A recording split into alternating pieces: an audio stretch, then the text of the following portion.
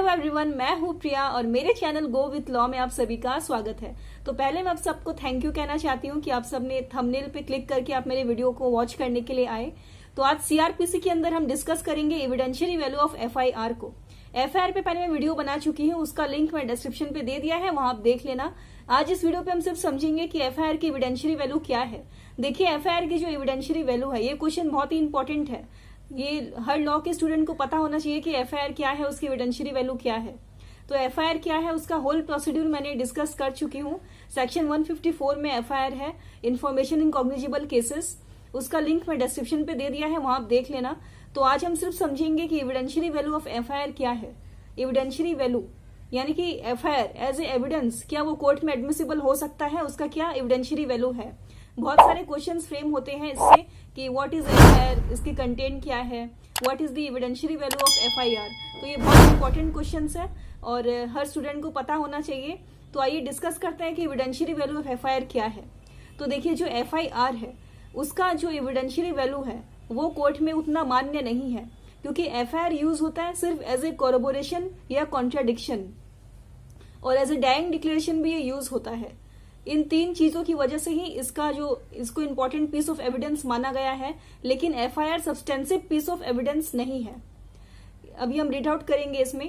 It is not a substantive piece of evidence, it is a valuable piece of evidence in any criminal trial to either for corroborating evidence और for contradicting witnesses. या तो ये confirm करने के लिए use होता है evidences को, और या तो ये विटनेसेस को कॉन्ट्राडिक्ट करने के लिए यूज होता है। कॉन्ट्राडिक्ट यानी कि अपोजिट, उसके ऑपोजिट में बोलना। जैसे जो भी विटनेसेस है उसके ऑपोजिट में और जो साक्ष्य है उसको लेके अगर आप दोनों के मैच करोगे तो कौन सा उसमें क्या चीज ऑपोजिट एज ए रिएक्ट कर रहा है। तो एफआईआर इसमें सिर्फ कॉन्ट्राडिक्शन के लिए यूज होता है और कॉरोबोरेटिंग के लिए। कॉरोबोरेटिंग यानी कि जो इन्फॉर्मेंट है वो अगर पुलिस स्टेशन जाके कुछ बोलता है और पुलिस वाले जब इन्वेस्टिगेट करते हैं उस चीज को, तो बाद में उनको जो पता चलता है तो वो बिल्कुल भी मैच नहीं खाता है इन्फॉर्मेंट की बातों से। तो जो पुलिस को जो मिला इन्वेस्टिगेशन के थ्रू, जो पुलिस को पता चला और जो इन्फॉर्मेंट में थाने में जाके जो कहा था, तो वो देखिए वो हो गया ना, मतलब वो रिलायबल नहीं है कंप्लीटली। तो वो कॉरोबोरेटिंग एज एन एविडेंस वो काम करता है। कॉरोबोरेटिंग यानी कंफर्म करने के लिए, सपोर्ट लेने के लिए। और एक बात और है इसमें, ये एज ए डाइंग डिक्लेरेशन ये एडमिसिबल होता है। डाइंग डिक्लेरेशन यानी कि एक आदमी को बहुत चोट लगा है, मान लीजिए उसके एक हाथ कट गया है, उसका दूसरे हाथों से खून बह रहा है। अगर वो इस हालत में अगर वो पुलिस स्टेशन जाता है, अगर वो कहता है कि हाँ भाई फलना आदमी मेरे को मारना चाहता है, उसने मेरे साथ ये किया वो किया, आप मुझे बचा लीजिए, तो अगर ये कह के अगर वो व्यक्ति मर जाता है साथ तब वो एडमिसिबल होगा कोर्ट में।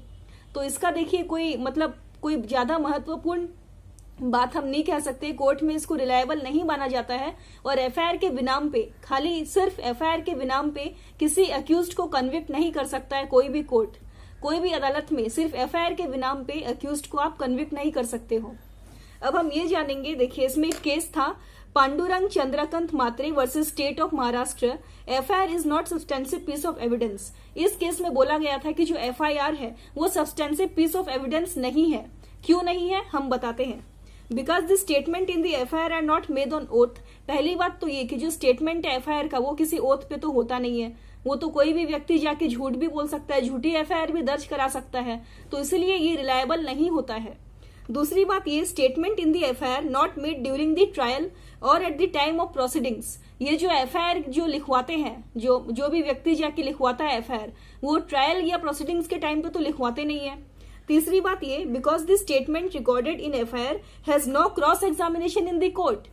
जब कोर्ट में कोई केस चल रहा होता है, जब पुलिस एफआईआर लिख के वहां पे प्रोड्यूस करती है चार्जशीट बना के, तो कोर्ट उसको क्रॉस एग्जामाइन करती है क्या? नहीं करती है। एफआईआर पे जो भी लिखा जाता है उस चीज को क्रॉस एग्जामाइन नहीं किया जाता है।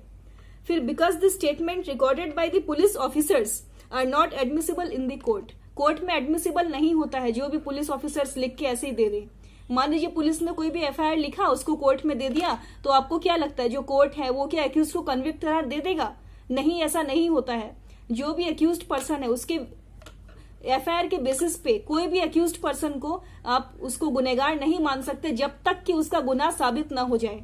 तो एफआईआर तो कई बार ऐसा भी होता है ना, कई लोग झूठी एफआईआर दर्ज करा देते हैं। अब मान लीजिए मेरी कोई व्यक्ति से दुश्मनी है, तो मैं थाने जाके मैंने ऐसी झूठा रिपोर्ट लिखवा दिया वहां पे, हालांकि वो जो पर्सन है, जो व्यक्ति है, उसने कुछ किया ही नहीं है, लेकिन मैंने झूठी एफआईआर दर्ज करा दी, तो इस केस में तो पुलिस तो लिख लेगा एफआईआर, लेकिन जो कोर्ट है वो उसको सजा तो नहीं दे सकता ना, उसको कन्विक्ट तो नहीं मान सकता। तो ये कुछ सारे सिचुएशंस है ऐसे जिसमें एफआईआर के ये बोला गया है कि वो इंपॉर्टेंट पीस ऑफ एविडेंस माना जाता है कुछ सिचुएशन में, लेकिन वो सब्सटेंसिव पीस ऑफ एविडेंस नहीं माना जाता है, वो एज ए डाइंग डिक्लेरेशन माना जाता है। Dying declaration section 32 of Indian evidence act अगर आप पढ़ेंगे तो वहां आप देख सकते हैं, लेकिन इसका एविडेंशियरी वैल्यू उतना नहीं है देखा जाए तो। कोर्ट इस पे रिलाई नहीं करता है, मतलब ये विश्वसनीय नहीं है, ये अविश्वसनीय है, यानी कि आप विश्वास नहीं कर सकते इस पे, 100% ये कंफर्म नहीं कर सकता इस पे कोई भी व्यक्ति, और एक्यूज्ड को सजा नहीं हो सकता सिर्फ इस एफआईआर के बिनाम से। तो ये थे हमारे एविडेंशियरी वैल्यू ऑफ एफआईआर। तो अगर आपको कोई भी डाउट्स है, कोई भी क्वेरीज है, तो मुझे कमेंट सेक्शन पे प्लीज जरूर बताना। मैं पूरी कोशिश करूंगी कि जो भी आपके डाउट्स है मैं उसको क्लियर कर पाऊं। और इस चैनल के माध्यम से मेरा ये एक ही मोटिव है कि मैं जितना अवेयरनेस हो सकता है मैं क्रिएट कर पाऊं, आप सब तक जितना नॉलेज होता है लॉ के बारे में आप सब तक मैं पहुंचा पाऊं। तो आप मेरे चैनल पर नए हैं तो जल्दी से सब्सक्राइब करके बेल आइकन को प्रेस कर दीजिए ताकि जो नोटिफिकेशंस है वो आप तक पहुंच जाए।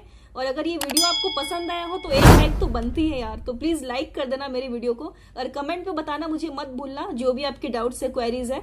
तो मिलते हैं नेक्स्ट वीडियो पे नए टॉपिक के साथ, तब तक stay home, stay safe, bye bye, good night.